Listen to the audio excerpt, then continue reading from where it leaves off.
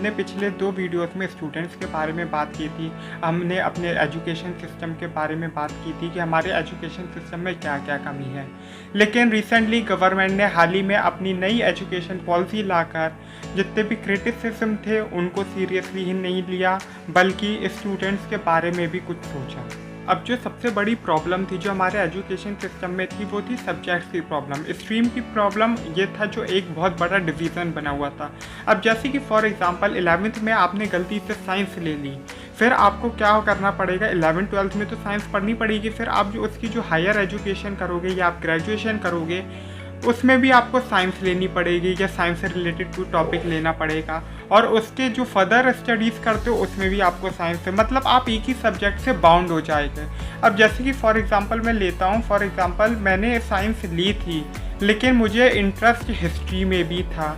लेकिन अब जो नई एजुकेशन पॉलिसी आई है हल्की सी फ्लेक्सिबल है। क्यों मैं इसे फ्लेक्सिबल इसलिए कहूँगा क्योंकि इसमें यह है कि अगर आपको बायोलॉजी पसंद है साइंस में और आपको फिजिक्स नहीं पसंद या आपको हिस्ट्री पसंद है, तो मैं बायोलॉजी के साथ आज की डेट में हिस्ट्री भी पढ़ सकता हूँ। मतलब इसमें ये नई एजुकेशन पॉलिसी है वो सब्जेक्ट्स के मामले में बहुत ही फ्लैक्सीबल है। मतलब जो एक डिवीज़न क्रिएट था नई एजुकेशन पॉलिसी ने वो ख़त्म कर दिया। जो डिवीज़न आज तक हमारे एजुकेशन सिस्टम में साइंस, आर्ट्स और कॉमर्स का चल रहा था वो अब फ्लैक्सिबिलिटी में कन्वर्ट हो गया, जिसमें आप हो सकता है 3 सब्जेक्ट लेना चाहो तो तीनों आप अलग अलग स्ट्रीम के भी ले सकते हो। एजुकेशन सिस्टम में जो सबसे बड़ा अभी तक चलता आ रहा था वो था 10+2 सिस्टम। लेकिन अब इस 10+2 सिस्टम को ख़त्म कर एजुकेशन पॉलिसी ने इसमें ये नया सिस्टम लाई है जो कि है 5+3+3+4।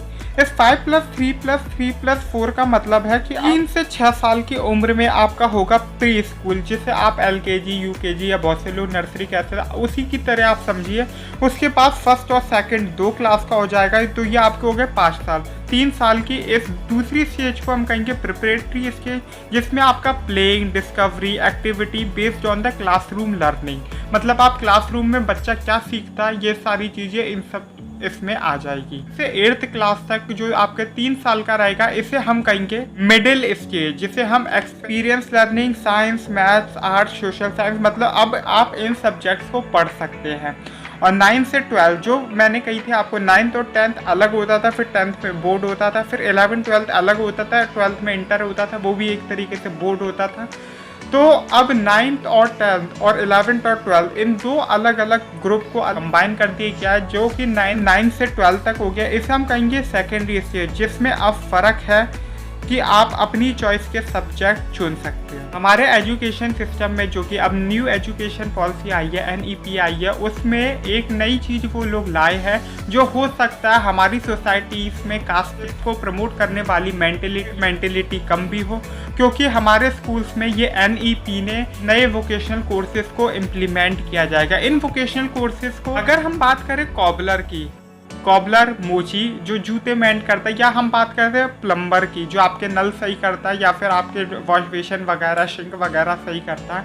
अगर हम बात करें इन 2 लोगों की, तो इन 2 लोगों को हमारी इंडियन सोसाइटी में कुछ अलग तरीके से देखा जाए। अलग तरीके इन द सेंस मतलब उन्हें रिस्पेक्टेड वे में नहीं देखा जाता, और हम उन्हें एक नीचा मानते हैं, नीचा लोअर लेवल मानते हैं, लोअर क्लास मानते हैं एक तरीके से। और यही नहीं वाले हुए, इलेक्ट्रीशियन हुए, गार्डनर हुआ, कारपेंटर हुआ। अब ये सारे ऐसे प्रोफेशंस हैं जिन्हें हमारी सोसाइटी रिस्पेक्ट नहीं करती, और हम ऑब्वियसली बात है हमारे बच्चे नहीं पढ़ते तो हम सोसाइटी में बच्चों को भी यही कहते हैं कि अगर तुम नहीं पढ़ोगे तो तुम इसकी तरह बनोगे। लेकिन ऐसे वोकेशनल ट्रेनिंग्स को इम्प्लीमेंट करने से एक फ़ायदा मिलेगा कि बच्चों को सारे काम सिखाए जाएंगे। सारे छोटे मोटे काम जितने भी होते हैं वो आप सभी को खुद भी आने चाहिए। अब ये जब सारी चीज़ें बच्चों को स्कूल्स में ही सिखाई जाएगी, अब ऑब्वियसली बात है जब सभी के बच्चे सारे काम करेंगे तो एक जो हमने ऊपर और नीचे का सिस्टम कर रखा है, जो कास्टिज्म जैसी मेंटेलिटी है, वो ख़त्म तो पता नहीं लेकिन हाँ कम ज़रूर होगी, क्योंकि जब सभी के बच्चे सारे काम कर रहे हैं तो उसका बड़ा फ़र्क पड़ेगा। और हो सकता है जो हम इन प्रोफेशन के लोगों की तरफ हो सकता है थोड़ी हम लोग भी रिस्पेक्ट करें। क्लास 6 से ही ऐसे इंटर्नशिप प्रोग्राम या इंटर्नशिप ट्रेनिंग कराई जाएंगी जो कि हमारे स्टूडेंट्स को या फिर स्कूल के जितने भी स्टूडेंट्स हैं उन सबको इन प्रोफेशन से रिलेटेड एक्सपीरियंस प्रोवाइड कराएगी। रिपोर्ट की मैं बात करता हूँ, ये थोड़ी पुरानी हो गई रिपोर्ट, लेकिन एक आर्टिकल था जिसमें ये बताया गया था कि इंडियंस जो होते हैं, जैसे कि मैं स्पेशली इंडियन बॉयज़ की बात करूं, तो जो इंडियन बॉयज़ होते हैं वो गुड इंजीनियर्स होते हैं या कितने भी स्किल्ड होते हैं जो यूएस में काम करते हैं, उनकी इंग्लिश बहुत अच्छी होती है बाकी सारे एशियंस के मुकाबले, और वो ज़्यादा स्किल्ड भी होते हैं, एक्सपीरियंस भी होते हैं, नॉलेजेबल होते हैं। लेकिन बहुत सी कंपनीज़ को ये परेशानी होती है, अमेरिकन और ग्लोबल एमएनसीज़ को ये परेशानी होती है कि जो इंडियन बॉयज़ होते हैं उनके साथ एक डिसएडवांटेज कैरेक्टर ये होता है कि वो अपना छोटा मोटा काम भी नहीं कर सकते। फॉर एग्जांपल कि इंडियन बॉयज़ में मेजॉरिटी ऑफ द जो बॉयज़ होते हैं उन्हें खाना बनाना भी नहीं आता। और ये ऑब्वियस सी बात है, जो हमारा का जो ग्रेजुएट होता है उसे भी बैंकिंग के बहुत से काम नहीं आते हैं। आप चाहे जितने होशियार हो, लेकिन ये आपको लाइफ एक्सपीरियंस नहीं सिखाता। और अगर हम उसका कंपैरिजन अमेरिकन बॉयज़ से करें जो ज़्यादा स्किल्ड नहीं होते, ज़्यादा पढ़े लिखे नहीं होते, वो काफ़ी इंडिपेंडेंट होते इन सब चीज़ों में। इसी को ध्यान में रखते हुए गवर्नमेंट ने 10th और 12th के जो बोर्ड और इंटर की वैल्यू थी उसको कम करने का डिसीजन लिया है, जिससे बच्चे ग्रेड्स के पीछे नहीं नॉलेज के पीछे भागे। और एक नया सिस्टम लाई है NEP कि साल के एंड में आपको एक रिपोर्ट कार्ड मिलता था जो बेस्ड होता था कि टीचर का व्यू क्या है आपके प्रोस्पेक्टिव में। लेकिन अब रिपोर्ट कार्ड्स को एक नया शेप दिया गया। इसमें सिर्फ टीचर का व्यू नहीं देखा जाएगा इन रिपोर्ट कार्ड में।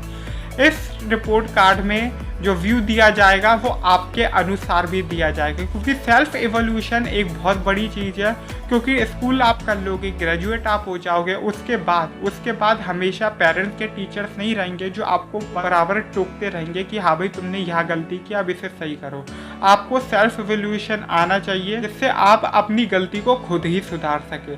और एक नई और चीज़ लाई गई है कि इसमें आपके क्लासमेट्स का भी ओवरव्यू देखा जाएगा कि क्लासमेट्स के नज़र में आप कैसे स्टूडेंट हो। क्योंकि ऐसा बहुत सी बार रिपोर्ट कार्ड्स में ये क्रिटिसिज्म सहा है कि एक स्टूडेंट जो कि कुछ भी नहीं है या उसे कुछ भी नहीं आता, बस वो एक टीचर से ट्यूशन पढ़ता है तो वो टीचर उसको बहुत अच्छे रिमार्क देती है।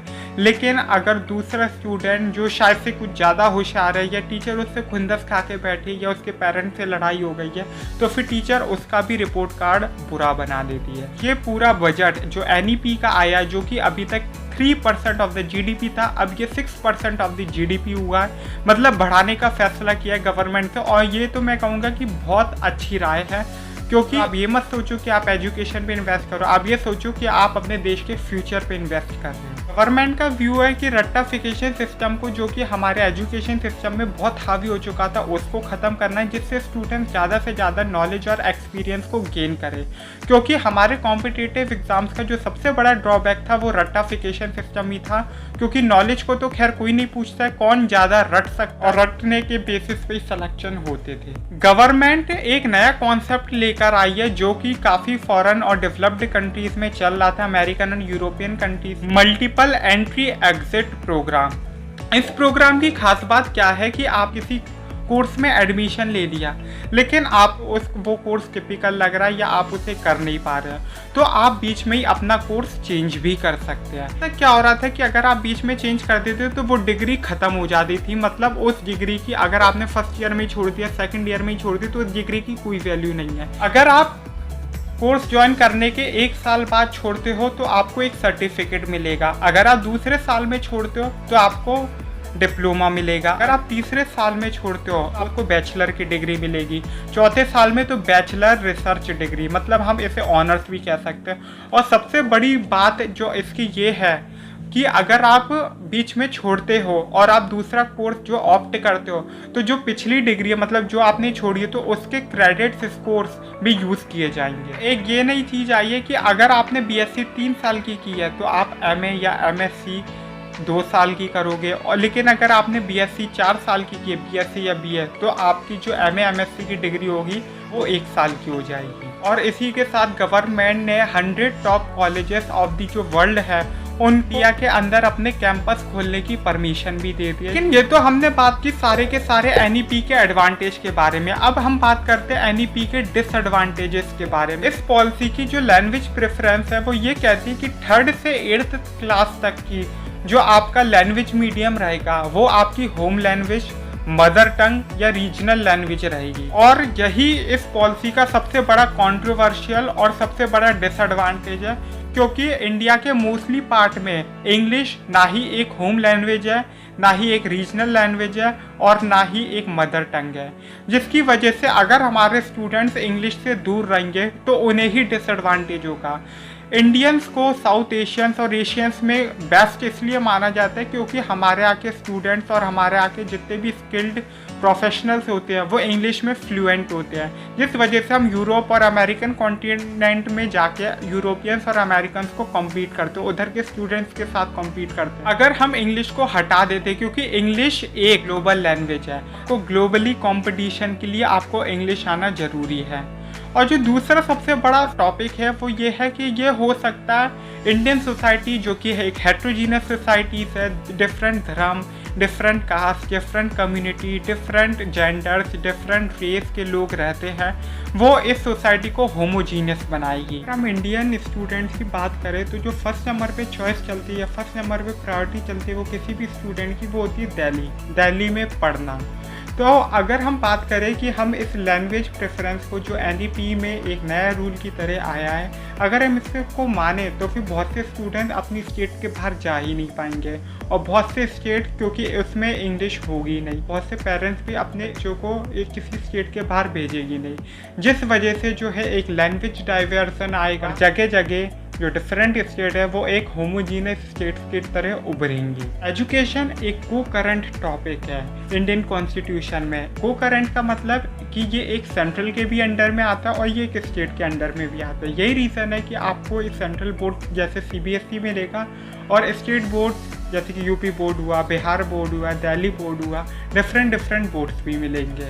लेकिन ईपी ये पूरा का पूरी पावर जो है वो सेंट्रल गवर्नमेंट को दे देता है, जिस वजह से ये एक कंट्रोवर्शियल टॉपिक भी रहा। किसी स्टेट गवर्नमेंट से तो पूछा ही नहीं किया, उनसे राय लेना भी ज़रूरी नहीं समझा। से स्कूल्स में जैसे स्पेशली गवर्नमेंट स्कूल में इंफ्रास्ट्रक्चर्स की कमी है, इक्विपमेंट्स की कमी है और सबसे बड़ी बात टीचर्स की ही कमी है। ऐसे बहुत से स्कूल है जहाँ पे 1 या 2 टीचर या मैक्सिमम 3 टीचर ही काम कर रहे हैं, मतलब टीचर्स की इतनी कमी है। तो बेसिक सब्जेक्ट्स ही पूरे नहीं हो पाते तो वोकेशनल ट्रेनिंग कहाँ से पूरी हो।